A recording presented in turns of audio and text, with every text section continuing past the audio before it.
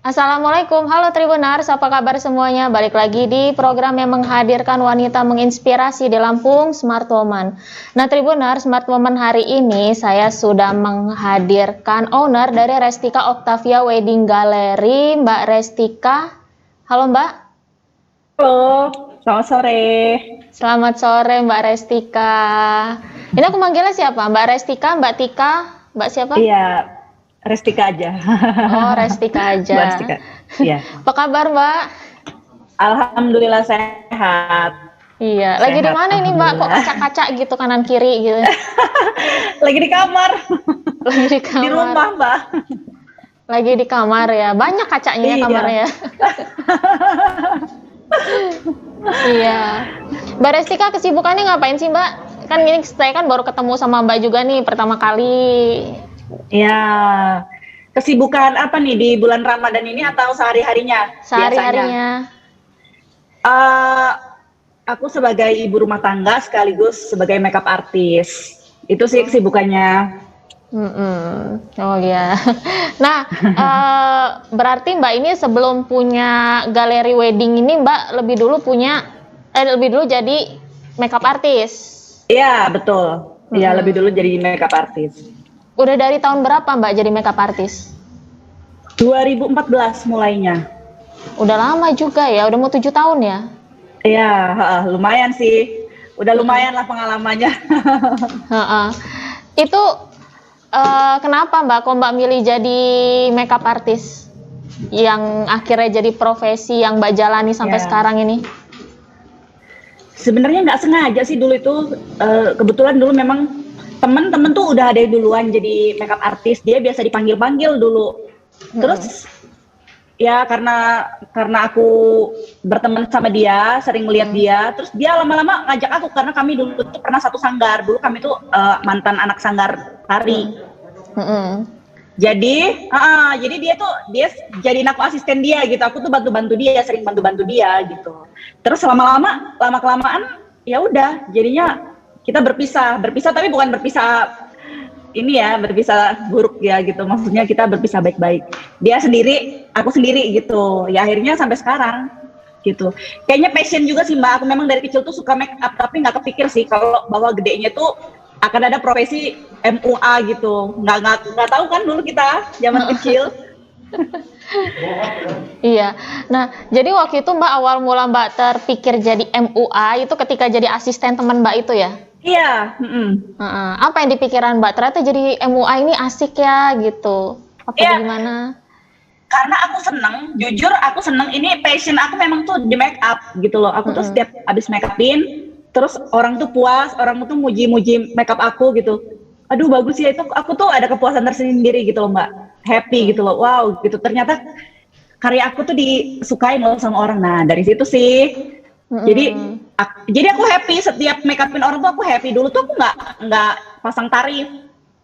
Seikhlasnya, kadang gratis juga gitu. Terserah deh orang mau bayar berapa gitu. Tapi aku happy aja gitu. Jadi makanya aku tuh setiap orang minta make upin aku nggak pernah tolak dulu. Selalu aku layanin gitu. Berapa lama Mbak ini bayar tidak menetapkan bayaran atau bayar seikhlasnya itu berapa lama Mbak? Berapa bulan gitu? Setahun lah ya. Setahun itu aku setahun lebih lah. Itu aku mulai banyak. Abis itu aku udah mulai orang tahu gitulah bahwa aku ini bisa make up gitu. Kan karena aku sering share juga, sering posting gitu. Dulu aku pede banget Mbak. Walaupun hasil aku belum bagus, aku pede banget untuk posting karya aku gitu. Aku pede banget dan aku tunjukin ke orang-orang, ini aku habis make upin ini gitu, ini hasilnya gitu loh Mbak. Jadi lama-lama orang, karena aku pede banget gitu ya, lama-lama orang tuh tahu gitu loh bahwa aku ini bisa make up gitu loh, bahwa aku bisa make up. Jadi mereka kalau mereka ada acara, mereka pengen nyobain di make upin aku gitu Mbak. Jadi dari situ sih awalnya. Terus lama-lama aku jadi banyak yang tahu gitu, kayak gitu. Oh jadi dulu itu selama setahun itu prinsip Mbak itu yang penting orang kenal make up Mbak dulu gitu ya? Iya. Bayaran nanti aja ya? Iya, bayaran nanti gitu. Dan aku juga nggak kepikir bahwa bakal jadi kayak gini gitu loh. Ternyata peluang bisnisnya tuh wow, menggiurkan sekali di dunia kecantikan ini, makeup artist ini ya, apa khususnya. Aku nggak kepikir sampai situ loh Mbak, nothing tulus aja gitu. Waktu makeupin orang tuh nothing tulus aja gitu. Ya nggak taunya alhamdulillah, alhamdulillah dari situ ya bisa sampai di titik sekarang. Iya. Klien pertama Mbak di tahun 2014 kan 2014 ya mulainya ya, yang masih ngasih gratis-gratis gitu ya. Iya. Itu klien pertama Mbak itu Mbak make up apa itu, wedding kah atau acara kah? Enggak, belum. Aku waktu itu make upin klien pertama keluarga sih, bukan klien sih itu ya jatuhnya. Keluarga, tangga. Terus aku mulai make upin anak-anak nari. Nah, ikut teman-teman aku itu kan. Aku mulai make upin anak nari, terus kata teman aku, dia bilang gini, aku suka cara kerja kamu bagus, kata dia kayak gitu. Aku suka cara kerja kamu bagus. Nah dari situ aku udah mulai pede nih, yaitu kalau klien pertama yang dibayar mungkin anak-anak nari itu. Anak-anak nari aku beres mulai ikhlasnya. Iya, bayarnya masih 25.000, ya ampun. Iya, tapi aku happy Mbak, aduh, happy banget. 25.000, 20.000 waktu itu, cuman untuk modal aja. Oh gitu. Jadi dulu tuh karena Mbak minta ya udah seikhlasnya, akhirnya mereka bayar 25.000 itu. Iya, benar. Tapi happy aja ya Mbak ya? Happy banget. Happy banget. Nah, pertama kali make upin kalau keluarga mah ya udahlah udah deket Mbak ya. Pertama kali make upin orang lain itu rasanya gimana gitu? Aduh, seneng. Pertama kali aku dapat klien wedding nih. Waktu itu aku dibayar 250.000 Mbak. Tahun berapa itu? Tahun 2015 mungkin ya, 2015. 2015.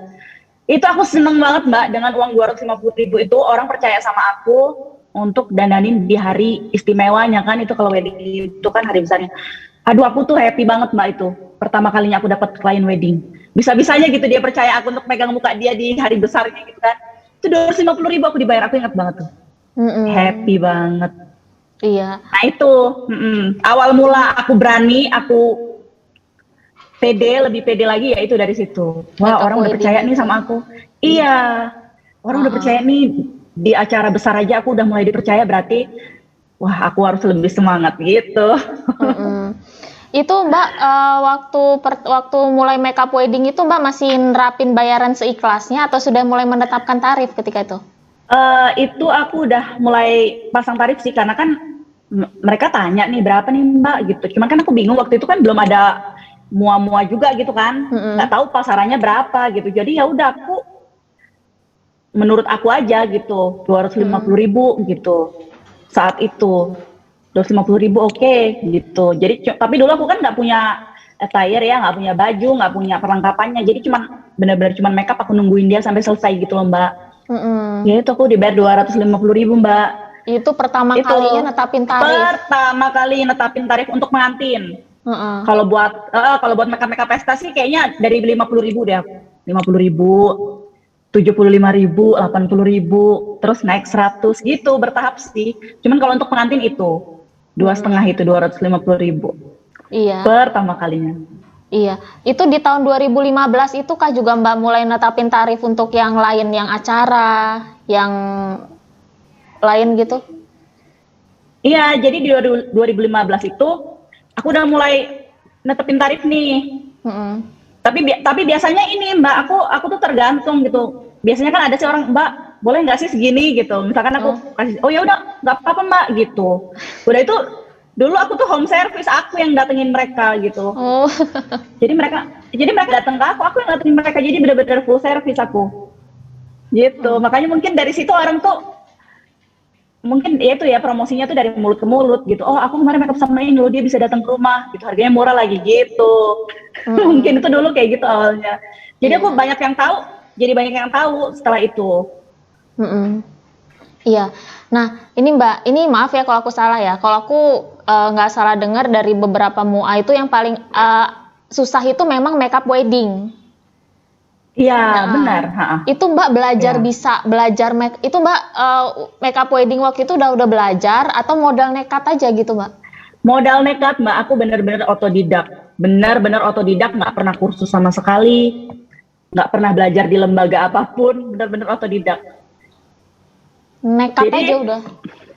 nekat. Jadi aku tuh tahu basic makeup itu karena dulu aku mantan penari. Aku kan kalau penari itu kan didandanin ini sama kakak tingkatnya, maksudnya sama seniornya didandanin. Ya dari situ tahu basicnya. Oh ini foundation, ini bedak, abis pakai ini. Ya aku taunya dari situ. Terus aku main sendiri. Terus aku tanya-tanya juga. Maksudnya aku tuh sering liatin YouTube juga gitu. Apa sih yang biasanya kan banyak sih yang nge-review produk. Ini loh yang bagus, ini loh yang bagus. Ya itu aku modalnya dari situ aja gitu. Sampai sekarang. Bahkan sampai sekarang aku tuh aku tuh nggak pernah privat yang benar-benar privat sama yang profesional gitu loh Mbak. Misalkan privat keluar, privat sama Anpasuha atau siapa, aku tuh nggak pernah Mbak. Nggak Dulu pernah. karena nggak ada biaya. Ya dulu pertimbangannya karena nggak ada biaya. Buat privat itu kan sayang sih Mbak, dulu lumayan mahal kan. Sayang, nggak ada uang aku, ya udah belajar aja sendiri gitu. Iya gitu. Jadi pas Iya. terjun di dunia makeup 2014 itu tuh belum pernah kursus sama sekali, belum pernah Belum belajar pernah sama kursus. siapa-siapa. Belum pernah. Yaitu Mm-mm. basicnya dari nari itu sama teman aku yang ngajakin itu ya sedikit-sedikit dia bantu, dia ngasih tahu gitu. Ya udah modalnya dari situ aja. Mm-mm. Iya, Itu Mbak belajar otodidaknya dari apa? YouTube, medsos kah, ngeliatin orang kah? belajar otodidaknya iya dari medsos. Mm-mm. Aku followin mua-mua yang saat itu udah punya nama gitu. Aku Mm-mm. followin, aku liatin makeupnya kayak gitu aja, belajarnya dari situ. Aku liatin gitu. Jadi belajarnya itu learning by doing, benar banget sih itu. Jadi setiap aku makeupin orang, disitulah aku belajar gitu loh. Oh Mm-mm. tadi kurang ini nih gitu. Oh besoknya diperbaikin. Oh ini udah oke nih gitu. Tapi kurang ininya. Oh besoknya diperbaikin. Besok kalau ketemu klien lagi, ketemu orang lagi diperbaikin. Gitu Mbak belajarnya. Jadi dari situ tahu sendiri kekurangan dan kelebihan mana yang harus ditonjolin, mana yang harus dikurang-kurangin makeup itu gitu. Jadi belajarnya Mm-mm. benar-benar otodidak, benar-benar mikir sendiri gitu. Nah, selama setahun pertama Mbak jadi MUA itu Mbak, itu ada nggak orang yang ngasih-ngasih masukan ke Mbak gitu kan? Itu kan Mbak baru banget ya tuh belajar itu ya. Ada nggak yang ngasih masukan-masukan ke Mbak gitu? Mbak Restika kurang ini gitu. Kok ininya ketebelan gitu? Teman-teman aku justru kan waktu itu udah pakai WA. Kalau Mm-mm. aku posting itu teman aku, Cong bagus, cuman alisnya agak ketebelan gitu. Oh iya ya Mm-mm. gitu. Dan aku tuh orangnya tipe yang nggak ini, aku tuh orangnya tipe yang suka dikasih masukan gitu loh, nggak yang langsung ih apaan sih lo gitu, enggak. Aku oh iya ketebelan gitu. Kadang-kadang selera kita sama selera orang orang tuh kan beda sih. Mm-mm. Menurut kita bagus tuh belum tentu orang yang lihat tuh bagus gitu. Jadi ya itu yang komen tuh justru teman-teman terdekat aku, teman-teman. Cong bagus lo makeupnya tapi coba alisnya dikecilin lagi gitu. Oh bagus lo makeupnya cuma agak ketebalan di shading gitu. Jadi belajarnya dari situ juga. Karena aku tuh suka terima masukan juga gitu. Teman-teman aku tuh rajin ngomen. Justru dari Iya. temen ya, tapi kalau dari kliennya Iya, sendiri nggak ya? enggak. Justru kalau klien itu puas-puas aja, nggak pernah komplain, nggak pernah komplain. Mm-mm. Klien tuh happy-happy aja aku makeupin. Alhamdulillah dulu tuh nggak jarang banget dapat komplain. Komplainnya Mm-mm. juga bukan yang gimana-gimana, paling Mbak lipstiknya kurangin dong, paling gitu doang. Apa-apa gitu. Justru dari teman-teman dekat ngingetin Mm-mm. itu ketebelan tahu gitu, itu ketebelan tahu gitu. Iya. Nah, saat itu nama MUA Mbak apa itu? Ada namanya nggak? Angel's Makeup karena Uh. anak aku namanya Angel, Heeh. jadi aku namain Angel's Makeup gitu. Aku Menurut kira aku Restika saat Make itu Up gitu. enggak Mbak. Menurut aku saat itu anak aku ya sampai sekarang sih nama Angel tuh hoki banget gitu. Jadi aku pakai Mm-mm. nama anak aku Angel's Makeup gitu. Jadi orang tuh taunya tuh sebenarnya Angel's Makeup tuh aku gitu. Heeh. Iya. Uh, Nah, berapa lama Mbak pakai nama Angels Makeup? Soalnya aku follow di Instagram itu namanya juga bukan Angels Makeup lagi kayaknya. Iya, Restika Octavia. Sebenarnya dulu nama aku tetap Restika Octavia, cuman di bawahnya itu di apa? Bio-nya itu Angel's Makeup gitu. Terus Mm-mm. tahun berapa ya? Mungkin tahun 2018 atau 19 ya, lupa aku. Mm-mm. Aku mulai aku nggak dirubah juga sebenarnya, tetap namanya itu, cuman Angel's Makeup-nya aku ini karena orang lebih familiar nama aku gitu. Oh, jadi Restika Angels Octavia Makeup-nya Restika. dihilangin. Iya, jadi Angel's Makeup-nya dihilangin gitu. Terus kalau Restika Wedding Gallery sih akhir-akhir ini aja 2020 akhir sampai 2021 karena aku baru punya galeri kan, jadi makanya aku namain Restika Wedding Gallery gitu. Iya. Nah, Mbak, tadi kan Mbak kan sempat bilang ya, dulu itu Mbak baru mulai make up itu tahun 2014 itu dengan masih minim gitu ya Mbak ya. Nah ini, iya benar banget. Nah ini mungkin ada yang pengen memulai jadi mua seperti Mbak. Itu sebenarnya itu peralatan make up apa sih yang harus dipunya dulu lah, gitu, untuk awal-awal jadi mua. Dengan yang modal yang minim banget. Minim, iya. Basic sih Mbak sebenarnya. Kalau saran aku untuk awal jadi mua, yang pertama harus punya itu kuas yang bagus. Itu kuas yang bagus itu ibarat kita perang, itu senjatanya gitu. Itu pedangnya gitu. Jadi harus tajam, harus bagus, harus kokoh gitu. Nah itu kuas yang bagus. Kalau produk basic ya Mbak, kayak bedak, foundation itu harus punya. Karena kan memang itu yang basic gitu. Bedak, foundation, eyeshadow, blush on, yang semua perempuan punya lah. Itu kayaknya semua perempuan juga punya ya Mbak. Kalau yang suka dandan untuk hari-hari biasanya kan pasti punya tuh. Nah itu harus punya dulu gitu. Terus kalau masalah nanti kan dia semakin lama kan semakin tahu gitu. Oh apa yang bagus, ini yang bagus. Cuman kalau untuk yang pemula basicnya itu aja dulu harus punya. Foundation, bedak, blush on, lipstick, eyeshadow, yang basic lah, yang emang ada di rumah gitu. Terus kuas itu penting banget. Kuas itu yaitu yang aku bilang tadi, kalau ibarat kita perang tuh itu tuh senjata kita gitu. Jadi harus bagus. Karena kuas, mendingan invest di kuas gitu. Karena kan itu kita pakainya juga jangka lama. Gak apa-apa kita mahalin di kuas daripada mahalin di produk. Kalau dimahalin di produk, kalau kita belum bisa, belum tahu tekniknya, belum ngerti, belum paham, itu percuma mau produk mahal sekalipun. Tapi kalau makeup kita masih kurang bagus, kurang rapi, kita nggak ngerti, percuma. Tapi kalau kuas bagus itu ngedukung makeup kita supaya lebih flawless, lebih blendable gitu, enak gitu. Jadi itu tips dan saran aku buat mua yang baru terjun gitu. Jangan pernah patokan sama produk. Pokoknya pakai aja yang ada. Kalau bisa apapun kita pakai itu jadinya bagus gitu. Dan kalau mau investasi di kuas gitu. Gitu. Jadi ya itu sih. Kalau untuk pemula. Iya. Kuasnya pakai aja. Iya. Iya kuasnya ada banyak. Tapi kan ada yang basic Mbak. Ada yang untuk eyeshadow itu ada. Nggak, maksudnya kuas banyak itu. Kadang kan kita kalau kita udah ngerti, yang udah ngerti kan iya kita pengennya beli ini, beli itu. Tapi enggak sih, kalau untuk pemula itu sebenarnya sedikit Mbak, yang dibutuhin itu sebenarnya sedikit. Cuman karena kita udah semakin ngerti, biasanya kita semakin pengen nyoba nih. Oh kuas ini bagusnya buat ini, kuas ini gitu. Dulu juga waktu awal aku kuasnya sedikit, tapi kuas aku yang murah dulu, makanya di hasilnya juga kurang, kasar jadi hasilnya gitu. Jadi kalau untuk mua-mua yang sekarang yang baru terjun sih menurut aku udah banyak peluangnya ya. Gimana mereka bisa dapat makeup yang bagus tuh udah banyak guru yang murah juga, maksudnya udah banyak tontonan YouTube yang kontennya makeup gitu. Jadi lebih mudah belajarnya menurut aku gitu. Iya.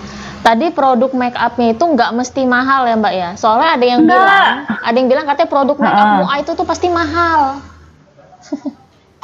Iya. Itu kalau aku prinsipnya justru kalau bisa pakai produk apapun tuh hasilnya sama, karena kan aku sendiri udah nyoba ini yang mahal, yang low, yang sedang, itu aku udah nyobain semua dan ternyata tuh memang nggak tergantung di produk, nggak tergantung di harga, nggak kok. Kalau kita bisa tahu tekniknya, tahu caranya gitu, itu yang low budget ya justru yang produk-produk Indonesia, yang produk-produk lokal itu justru bisa bagus banget Mbak hasilnya. Kalau udah nempel nih di muka, itu kan orang nggak akan tanya sih itu mahal apa gitu kan, pasti taunya itu mahal apa enggak gitu kan, pasti taunya bagus dulu kan, bagus enggak gitu, oh bagus ya. Kalau orang bilang bagus baru pakai apa gitu kan. Jadi nggak ketahuan walaupun kita pakai yang low budget sekalipun, kalau kitanya bisa aplikasinya bener, itu hasilnya bagus banget Mbak, bisa kayak kita pakai yang high end gitu.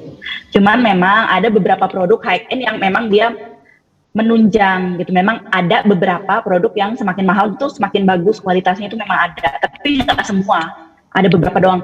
Aku sendiri pakai yang high end itu cuman beberapa yang memang apa ya, yang inilah yang vital lah, kayak foundation itu memang aku pakai yang, karena kan pengantin ya, memang aku pakai ini yang high end gitu. Kalau yang lain-lainnya enggak mbak, aku pakai low juga. Dan hasilnya alhamdulillah nggak kayak low, nggak kayak low alhamdulillah gitu. Nah itu, jadi jangan pernah berpatokan sama merek gitu. Maunya pakai yang mahal supaya bagus, mindsetnya harus dirubah. Kalau menurut aku sih gitu. Iya. Kalau dulu pas awal-awal juga Mbak makainya yang low ya, bukan yang high end ya? Iya, Mbak, justru dulu waktu awal-awal aku tuh pakai yang low. Aku pakai yang low dan itu hasilnya bagus. Untuk zaman dulu ya, di masa itu ya, itu bagus. Menurut aku sih bagus, dan kata orang-orang di sekitar aku yang udah aku make upin juga, mereka nggak ada komplain gitu. Artinya kan apa? Karena dulu aku belum tahu nih yang high end, yang ini karena nggak ada gurunya juga kan, itu bagus-bagus aja. Jadi semakin aku tahu, semakin aku coba, kan aku nyoba nih. Tapi ternyata nggak juga gitu loh, nggak juga. Kadang yang mahal itu juga hasilnya nggak kayak yang low gitu. Kayak gitu yang aku rasa sih kayak gitu mbak. Jadi semakin aku tahu, semakin aku ada uangnya nih, aku pengen nih beli ini, tapi ternyata hasilnya nggak ngalahin yang waktu aku low itu, ketahanannya gitu-gitu. Gitu aja sih. Cuman memang ada sometimes ada kelebihannya lah, lebih smooth gitu. Misalkan di makeup tuh lebih, ya pori-porinya lebih ketutup gitu-gitu aja sih. Paling kalau yang produk-produk yang mahal itu, gitu. Iya. Nah, Mbak bisa tahu ini produk A lebih bagus, produk B kurang, itu Mbak taunya dari mana itu? Apa dari mencoba dulu atau tanya gitu? Iya, karena aku nyoba. Jadi aku bisa menyimpulkan produk itu bagus apa enggak kalau aku udah nyoba gitu. Jadi aku pakai dulu gitu. Kalau yang belum pernah aku pakai ya aku nggak akan menilai gitu loh. Jadi memang udah aku coba di muka klien tuh, aku coba produk ini aku tuh banyak nyoba mbak. Banyak explore juga mana yang bagus nih gitu. Kalau yang bagus aku pertahanin gitu. Tapi kalau yang kurang ya udah nggak aku pakai lagi. Biasanya kayak gitu. Jadi nggak katanya ini bagus loh. Cuman gini mbak, misalkan kan apalagi sekarang nih aku udah punya teman-teman yang sesama profesi juga, lebih mudah sekarang ini. Jadi kita ini sharing dan kita tuh nggak saling pelit ilmu gitu mbak. Alhamdulillahnya aku dapet teman-teman tuh yang support gitu loh. Yang kalau ada produk apa dia kasih tahu, ini bagus tahu gitu. Lu cobain deh gitu. Terus aku coba, oh beneran bagus gitu. Kalau sekarang tuh kayak gitu kan. Nah kalau dulu itu benar-benar aku nyoba sendiri, nggak katanya gitu. Jadi, jadi Mbak coba sendiri di muka Mbak. Jadi muka Mbak ini jadi bahan percobaan. Iya. Aku tuh dulu sering banget make up mbak, sampai aku bosen. Sampai sekarang ini aku tuh nggak pernah make up lagi. Jadi dulu mbak, alat makeup aku itu ya, alat makeup aku ya ke klien itu adalah alat makeup aku pribadi dulu itu, karena aku sering banget makeup ke muka. Dulu aku tuh rajin banget makeupin muka, sampai sekarang tuh bosen sendiri. Tapi sekarang aku tuh kalau kemana-mana nggak pernah makeup lagi karena bosen. Bosen liat makeup ya. Jadi muka aku tuh jadi bahan percobaan, makeupin sendiri. Oh ini bagus gitu. Kayak gitu. Iya. Nah Mbak, makeup ini kan ada tren-trennya. Iya nggak sih? Nah Mbak update tren make up terbaru itu tuh dari mana Mbak? Nah ini kalau sekarang yaitu karena teman-teman aku seprofesi ini kan mereka ini juga update ya. Ya aku update tren make up itu dari mereka juga. Jadi apa nih? Kadang mereka ada yang nggak habis privat dari mana gitu, looknya begini gitu. Aku coba sendiri gitu. Ya itu aku selalu ngikutin tren itu dari teman-teman juga gitu. Oh sekarang lagi musimnya begini nih, oh aku ikutin gitu. Karena alhamdulillahnya lingkungan aku, teman-teman seprofesi aku tuh saling support gitu. Jadi waktu wayahnya ini nih yang lagi bagus ya udah aku ikutin. Wayahnya ini yang lagi bagus ya udah aku ikutin. Minimal aku bisa lah gitu. Tapi jadi suatu saat pengantin aku, mbak aku mau look kayak gini, aku bisa gitu. Tapi tetap sih kalau untuk look, aku tuh memang dari zaman dulu tuh bold. Tipenya bold, yang kalau make upin spesialis mangling lah kalau kata klien-klien aku tuh. Jadi orang-orang yang datang ke aku tuh pengennya ya di make upin ala aku gitu loh mbak, pengennya bold gitu kan. Setiap make up kan aku tanya, mbak mau looknya yang kayak mana gitu, yang kayak Marestik aja gitu, aku pengen pangling ya mbak gitu. Jadi aku sesuaiin gitu, tetap nggak ngilangin ciri khas aku. Gitu. Iya, jadi spesialis Mbak ini nih make up bold. Dari Iya, dulu make up betul. bold. Iya. Iya. Nah, tapi gimana cara Mbak menyatukan antara make up bold ini dengan tren sekarang? Apa Mbak pisahkan Iya. gitu? Enggak, tetap aku satuin. Kadang bold, kalau zaman dulu kan bold banget gitu Mbak. Dari alis, bibir gitu, benar-benar warnanya yang terang, alisnya yang harus tegas. Kalau sekarang tuh enggak. Misalkan riasan mata udah tegas, aku di bagian bibir soft gitu biasanya. Terus by request juga, kemauan pengantin nih aku ikutin gitu. Pengantin maunya apa, dia gimana, biasanya juga mereka ngasih foto, Mbak aku pengen looknya kayak gini ya, aku usahain untuk semirip mungkin. Ya walaupun nggak mirip gitu, tapi mendekati lah gitu. Jadi aku padu-padanin aja gitu. Aku sesuaiin. Gitu. Jadi Mbak Iya. bisa menyatukan antara makeup bold dengan tren sekarang atau yang dimau sama klien. Iya, bisa. Insya Allah bisa. Iya, kalau bisa ya. Klien mau stop juga bisa. Cuman memang kebanyakan klien yang datang ke aku, mereka mintanya bold gitu. Jadi karena kan kita ini masing-masing mua ini kan punya karakteristik masing-masing nih Mbak. Kalau mau bold ke situ, kalau mau flawless ke situ, gitu. Biasanya mereka tuh udah ada mindset sendiri terhadap muanya gitu. Jadi kalau yang datang ke aku memang rata-rata maunya bold versi aku, gitu. Iya. Jadi ekspektasi mereka gitu. Gimana? Kenapa dari sekian banyak jenis make up, Mbak milihnya bold yang jadi spesialis Mbak gitu? Iya, karena aku suka banget dari kecil ngeliatin pengantin yang pangling. Jadi aku tuh dulu sering banget ikut mamaku kondangan, dan aku tuh suka banget ngeliatin pengantinnya. Apalagi kalau aku tahu nih pengantinnya sebelum di make up kayak mana gitu. Maksudnya misalkan tetangga aku nih, terus pas udah di make up tuh cantik banget gitu loh Mbak, cantik dan pangling, itu aku happy. Wow gitu. Kayak amazing tuh, wow kok bisa gitu.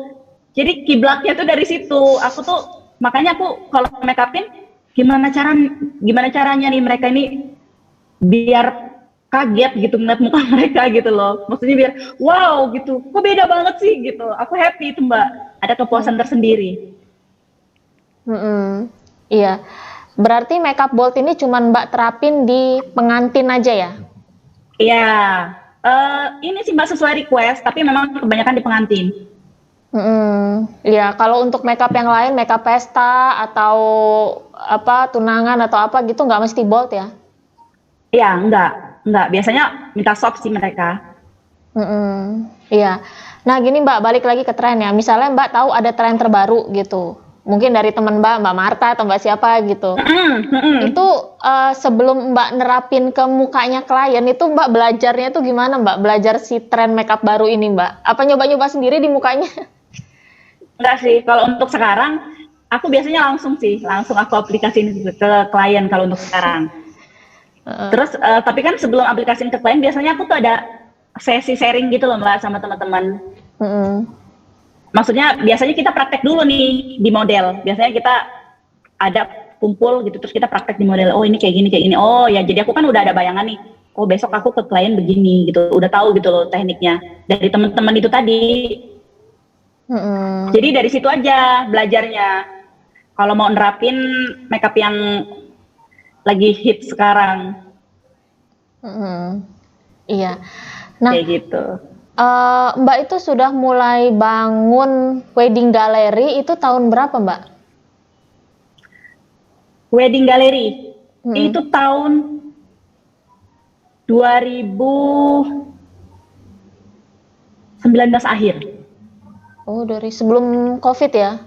Iya, sebelum COVID bulan Oktober atau November aku. Terus berjalan kan, terus COVID. Wah, itu benar-benar ujiannya di situ tuh Mbak. Kita lagi ngebangun, terus kerjaan stop, itu.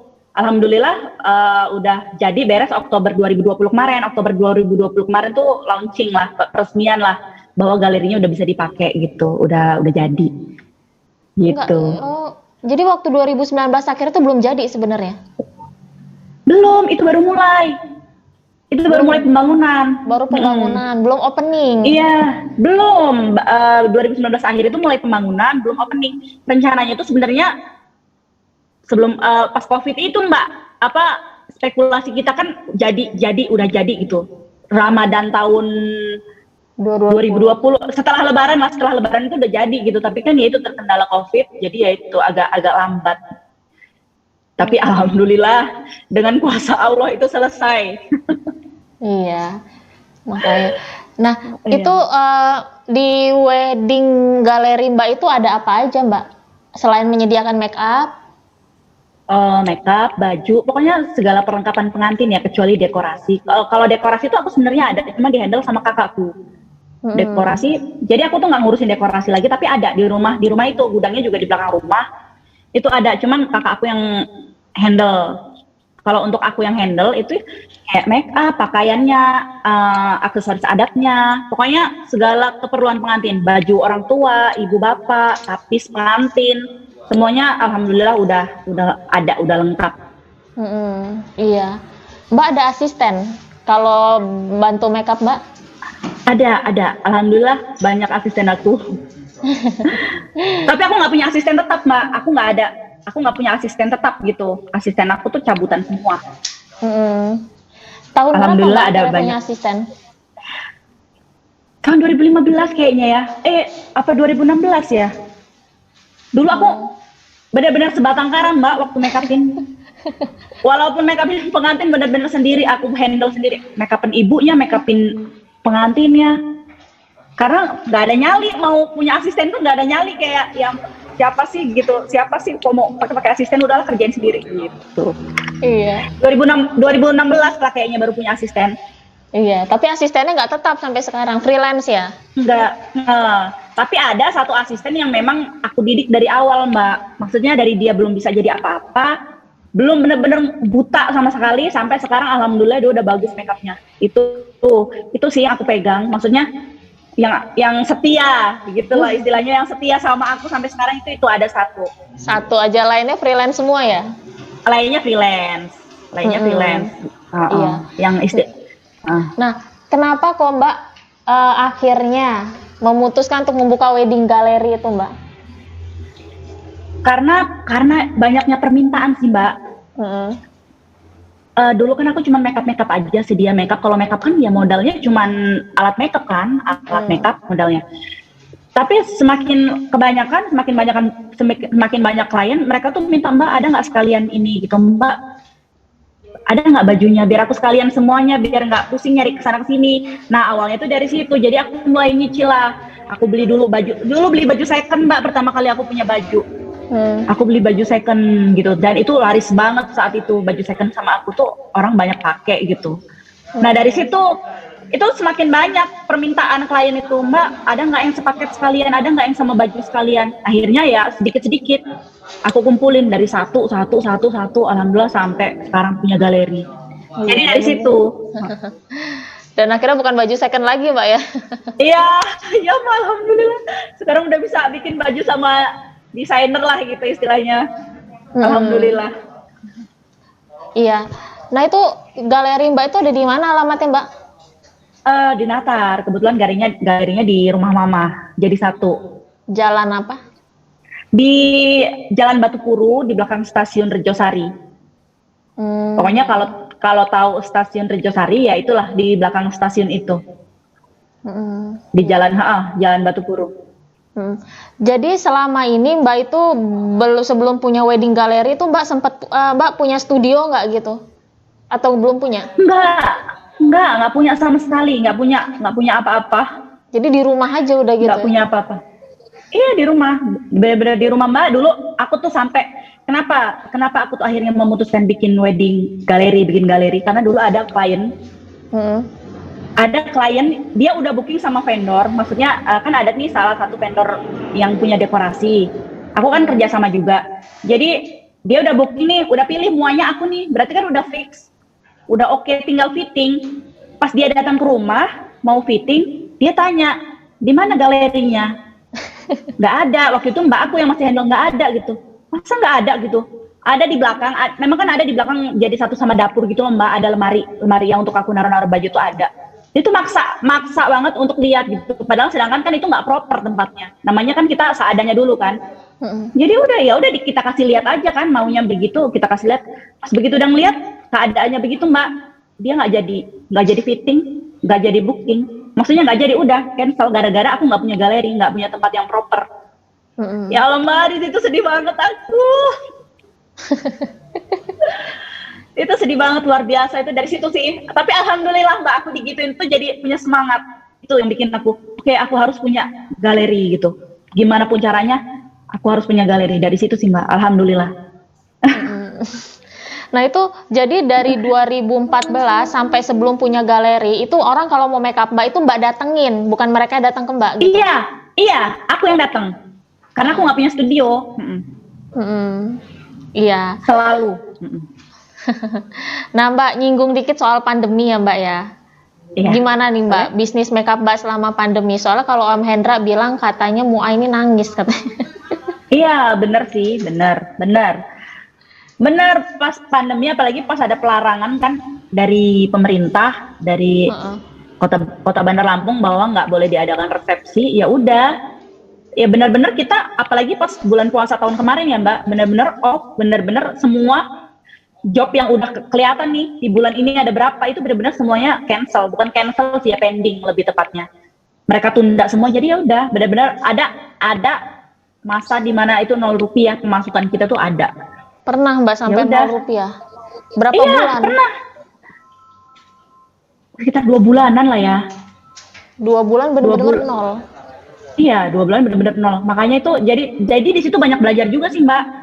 2 bulan itu benar-benar nol, karena kan kita kaget banget ya saat pandemi, kan nggak pernah disangka-sangka sih bahwa akan begini gitu loh, bahwa wedding tuh akan dilarang gitu. Nggak disangka-sangka gitu. Jadi untungnya dulu aku udah punya tabungan sedikit-sedikit Mbak, jadi nggak terlalu susah lah gitu. Alhamdulillahnya untuk biaya hidup sehari-hari masih ada lah tabungan. Nah, di situ sih Mbak, jadi banyak pelajaran sebenarnya yang diambil. Emang menangis banget kalau Mua itu, menangis banget. Kok kata Om ada yang menangis sampai iya, benar ada masa-masanya itu, tapi alhamdulillah setelahnya udah sih. Ada kan orang nikah itu kan mungkin resepsinya yang dilarang, tapi kan akadnya bisa tetap berjalan gitu loh. Nah, orang akad itu kan butuh makeup juga tuh. Yaitu dari situ, walaupun memang kalau makeup akad kan sama makeup resepsi budgetnya beda, cuman ya alhamdulillah disyukurin aja gitu apapun. Ya dari situ paling bertahannya Mbak. Orang datang ke aku, dia mau makeup akad doang gitu. Paling dari situ aja. Nah, saat itu apa yang Mbak lakukan, pemasukan Mbak kan sempat 0 tuh 2 bulan ya. Itu apa yang Mbak lakuin? Apa Mbak membuat paket makeup akad seperti Karangga buat itu? Iya, aku juga bikin paket. Kebetulan kan kakak aku udah ada dekornya, jadi bikin paketan sekalian dekor mini. Itu alhamdulillah banyak sih, karena kan memang selain murah juga, udah lengkap juga. Itu dari situ sih kita. Paketan dekor akad gitu, dekor akad plus make up plus baju gitu. Paling dari situ. Alhamdulillah rame. Jadi Mbak membuat paket make up akad ya ketika itu ya? Iya, Iya, tapi sekarang udah mulai nih Mbak, pelan-pelan udah mulai bangkit lagi alhamdulillah.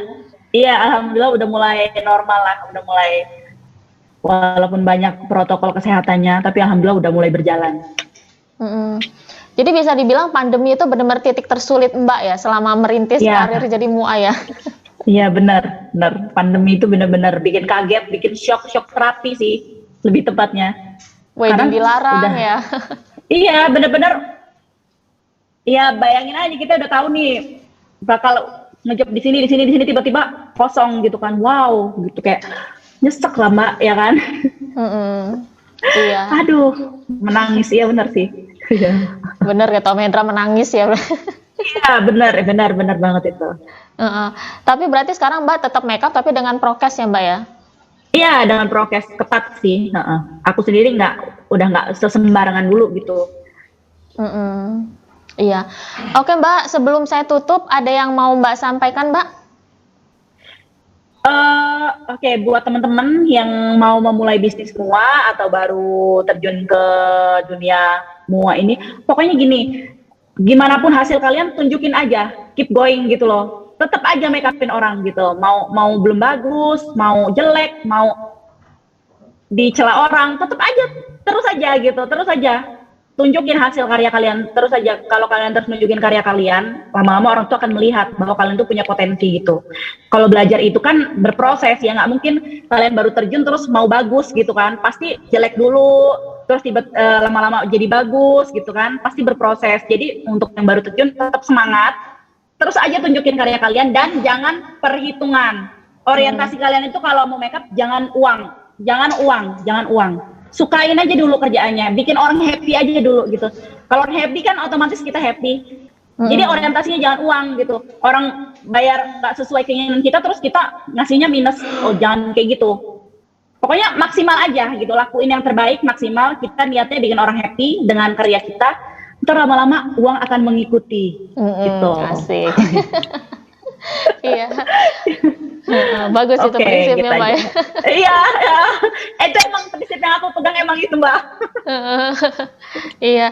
Oke, Mbak Restika, terima kasih banyak ya, Mbak ya, atas waktunya, Mbak ya. Jangan bosan ya. Sama-sama. Enggak lah, insya Allah. Dengan senang hati. Iya. Oke, Mbak, terima kasih banyak, Mbak, atas waktunya, Mbak. Sampai ketemu lagi. Ya. Sampai ketemu lagi, Mbak Dini. Thank you so much udah undang aku. Iya. Oke, Tribuners, itu tadi obrolan kita bareng dengan Mbak Restika. Sampai jumpa lagi di Smart Woman berikutnya. Assalamualaikum.